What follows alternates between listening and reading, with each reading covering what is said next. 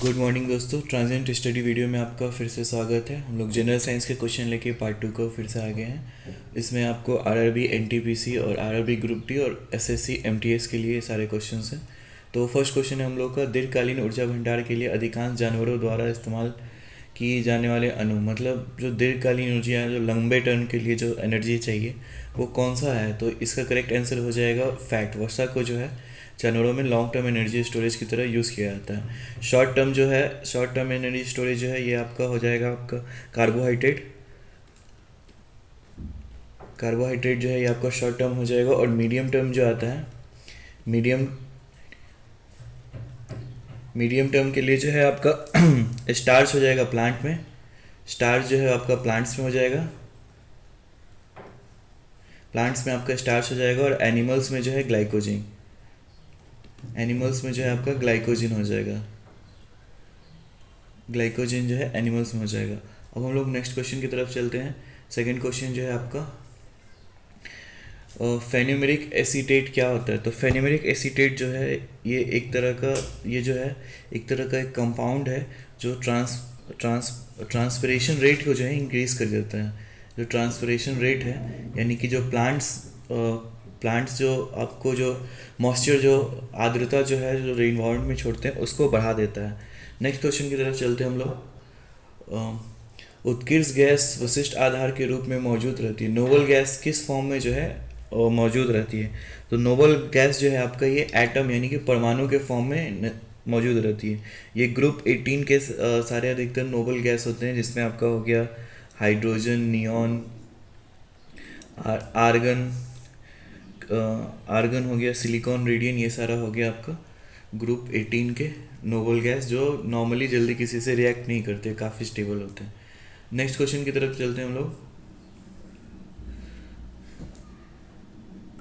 जो हम लोग का अगला क्वेश्चन है 26 नंबर, 1 जूल लगभग कितने के बराबर होता है। 1 जूल अप्रॉक्सीमेटली कितने के बराबर होता है। तो 1 जूल जो है आपका ये 0.24 कैलोरी के बराबर होता है। इंटरनेशनल एसआई यूनिट में जो है कैलोरीज में काउंट करते हैं और ये 0.24 के बराबर होता है। नेक्स्ट क्वेश्चन की तरफ चलते हैं। निम्नलिखित में से किस अम्लों का राजा कहा जाता है। विच of the following acid called the king of acid. Acid का किंग जो है आपको ये सल्फ्यूरिक एसिड को कहा जाता है, जो बहुताय मात्रा में जो है सल्फ्यूरिक एसिड का जो है इस्तेमाल होता है, जो अधिकतर लीड स्टोरेज बैटरी में होता है। H2SO4 जो है ये आपका करेक्ट आंसर हो जाएगा डी। सल्फ्यूरिक एसिड जो है इसको अम्लों का राजा कहा जाता है, क्योंकि इंडस्ट्री में भी इसका काफ़ी योगदान होता है किसी भी देश के इंडस्ट्रियलाइजेशन के लिए। नेक्स्ट क्वेश्चन में चलते हैं। Intensity of wave is proportional to which of the following. किसी तरंग की प्रबलता उसके निम्नलिखित किस अनुपात में होती है। अनुपात में होती है। तो इसका जो है आपका करेक्ट आंसर हो जाएगा स्क्वायर ऑफ एम्पलीट्यूड। एम्पलीट्यूड के स्क्वायर के जो अनुपात में जो है किसी भी वेव का प्रबलता जो होता है। नेक्स्ट क्वेश्चन की तरफ चलते हैं हम लोग। हवाई जहाज का आविष्कार किसने किया है। बहुत ही आसान क्वेश्चन है, सबको पता होगा। राइट ब्रदर्स जो है ये हवाई जहाज का आविष्कार किया था। और 17 दिसंबर 1903 को है फर्स्ट कंट्रोल फ्लाइट जो है इन्होंने किया था। मतलब इससे पहले भी किए थे पर उस तरह से कंट्रोल नहीं रहता था। और राइट फ्लायर के नाम से, राइट फ्लायर के नाम से इनका फर्स्ट कंट्रोल फ्लाइट था। विल्बर राइट और ऑल्वी राइट जो राइट बंधु थे। नेक्स्ट क्वेश्चन की तरफ चलते हैं। प्रतिबिंब के आकार का वस्तु के आकार के साथ अनुपात कहलाता है। The ratio of size of the image to the size of the object. तो इसका जो करेक्ट आंसर है उसको माफ़ कीजिएगा, प्रतिबिंब के आकार का जो उसके कंपैरिजन में जो हम लोग इसको करते हैं इसको बोलते हैं मैग्निफिकेशन। मतलब ऑब्जेक्ट के हिसाब से इसको जो करते हैं इसको मैग्निफिकेशन करते हैं। नेक्स्ट क्वेश्चन की तरफ चलते हैं। जल का कथांक उच्च तुलक पर किस कारण घट जाता है। What is the reason of boiling point of water decrease. Boiling point water का क्यों डिक्रीज होता है हाई एल्टीट्यूड पे। तो नॉर्मल सा बात है, हम लोग हाई एल्टीट्यूड पे प्रेशर जो है कम होता है। जो नॉर्मल हम लोग का नॉर्मल जो 1 बार का प्रेशर होता है वो हाई एल्टीट्यूड पे कम होता है, जिसके कारण जो है लो, इसका करेक्ट आंसर हो जाएगा लो एटमॉस्फेरिक प्रेशर। इसके कारण जो है आपका जो बॉइलिंग पॉइंट जो है घट जाता है। नेक्स्ट क्वेश्चन की तरफ चलते हैं। निम्नलिखित में से किसके सदस्यों ने सामान्य रासायनिक गुण होते हैं। Members of which following have similar chemical property. तो सिमिलर केमिकल प्रॉपर्टी जो है आपका आइसोटोप्स जो होते हैं इनके सिमिलर केमिकल प्रॉपर्टी होते हैं। नेक्स्ट क्वेश्चन की तरफ चलते हैं हम लोग।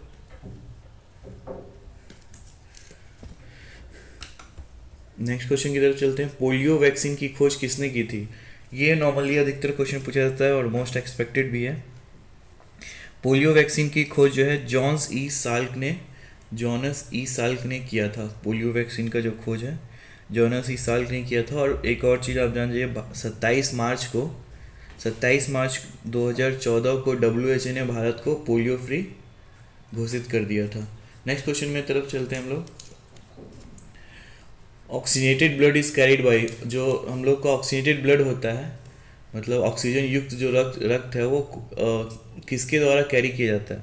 तो ऑक्सीनेटेड ब्लड जो है हम लोग का पल्मिनरी वेन के थ्रू, पल्मिनरी सीसी सीरा के थ्रू जो है कैरी किया जाता है।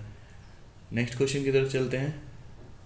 किलोवाट निम्नलिखित में से किसका मात्रक है? किलोवाट जो है निम्नलिखित में से किसका मात्रक है?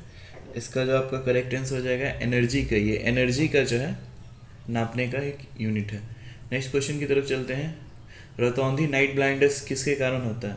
तो रतौंधी नाइट ब्लाइंडनेस विटामिन सी की कमी के कारण जो है हो जाता है, जो रात में हम लोग को कम रोशनी में नहीं दिखाई देता है। हमारे आँख में जो 2 सेल्स होते हैं रॉड्स एंड कोन्स होते हैं। रॉड्स जो होते हैं इंटेंसिटी ऑफ लाइट के लिए होते हैं, कोन्स जो होता है आपका कलर्स के लिए होता है।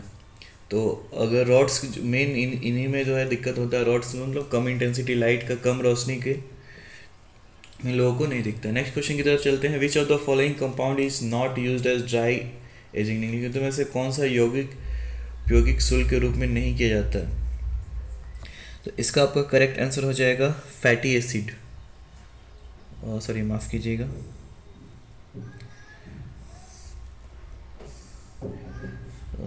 इसका करेक्ट आंसर हो जाएगा। नेक्स्ट क्वेश्चन की तरफ चलते हैं, इसको स्किप किया जाता है। साबुन निम्न में से किसके सोडियम लवण होते हैं? सोप्स आर साल्ट ऑफ किसका? तो इसका करेक्ट आंसर हो जाएगा आपका फैटी एसिड जो है इसका ये होते हैं। नेक्स्ट क्वेश्चन की तरफ चलते हैं हम लोग। यदि क्रिया तथा प्रतिक्रिया एक ही पिंड के कार्य होते हैं, action and reaction are same on the body, तो इसका क्या होगा? तो इसका करेक्ट आंसर जो परिमाण शुल्क रिजल्टेंट वुड भी 0 हो जाएगा इसका। नेक्स्ट क्वेश्चन की तरफ चलते हैं। विटामिन को किस नाम से जाना? विटामिन सी को जो है यहाँ पे सी छूट गया है। विटामिन सी को किस नाम से जाना जाता है? तो ये मोस्टली जो है आपको क्वेश्चंस पूछे जाते हैं। इसको जो है एब्जॉर्बिक एसिड के नाम से जाना जाता है। विटामिन सी को एब्जॉर्बिक एसिड के नाम से भी हम लोग जानते हैं। एक घड़ी की कामनी में ऊर्जा होती है, वुड वन किस तरह का एनर्जी होती है? तो इसके अंदर जो है आपका पोटेंशियल एनर्जी होती है। घड़ी में जो है पोटेंशियल एनर्जी mgh ये होता है। नेक्स्ट क्वेश्चन की तरफ चलते हैं। यदि एक पिंड का संवेग दुगना कर दिया जाए तो गति ऊर्जा क्या होगी? If momentum of a body is double the kinetic energy क्या होगा? तो अगर हम लोग मोमेंटम को डबल कर देंगे तो काइनेटिक एनर्जी जो है आपका ये लगभग अगर हम लोग मोमेंटम को डबल करते हैं तो काइनेटिक एनर्जी जो आपका 4 गुना हो जाएगा। मोमेंटम को जो हम लोग अगर ये मोमेंटम हो गया मास इंटू इसका वेलोसिटी हो गया, अगर इसको हम लोग करते हैं तो काइनेटिक एनर्जी जो होता है हाफ mv², इसके हिसाब से ये 4 टाइम्स हो जाएगा। नेक्स्ट क्वेश्चन की तरफ चलते हैं। किस प्रकार के पौधों में तना कमजोर होता है तथा ये आसपास के ढांचे की सहायता से ऊपर चढ़ता है? विच टाइप ऑफ प्लांट है weak stem and take support of neighbouring structure to climb up? तो इसको हम लोग आरोही या फिर क्लाइंबर्स कहते हैं। ये इसका जो है तना कमज़ोर होता है और किसी की मदद से जो है, जिसको हिंदी में हम लोग आम भाषा में लत्तर भी कहते हैं। नेक्स्ट क्वेश्चन की तरफ चलते हैं। नींबू के रस का pH 4 है, इसका अर्थ यह है क्या होता है? मतलब नींबू लेमन का जूस का अगर 4 pH है तो इसका अर्थ क्या होगा? नॉर्मल सी बात है, एसिडिक हो जाएगा। pH स्केल होता है 0 to 7 to 14, इस तरह से आपका स्केल होता है। इधर की तरफ जो है आपका एसिडिक हो गया और इधर की तरफ आपका जितना होगा वो बेसिक होगा। माफ़ कीजिए 14 होता है, बेसिक हो गया। नेक्स्ट क्वेश्चन की तरफ चलते हैं हम लोग।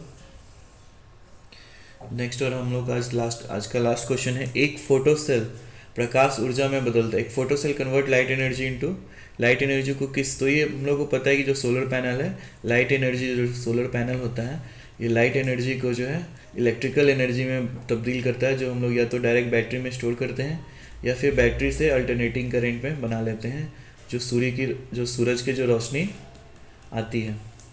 तो आज इस वीडियो में इतना ही। जनरल साइंस के क्वेश्चन का एक और नया सेशन लेकर के जो है हम लोग कल फिर आएंगे। तब तक के लिए पढ़ते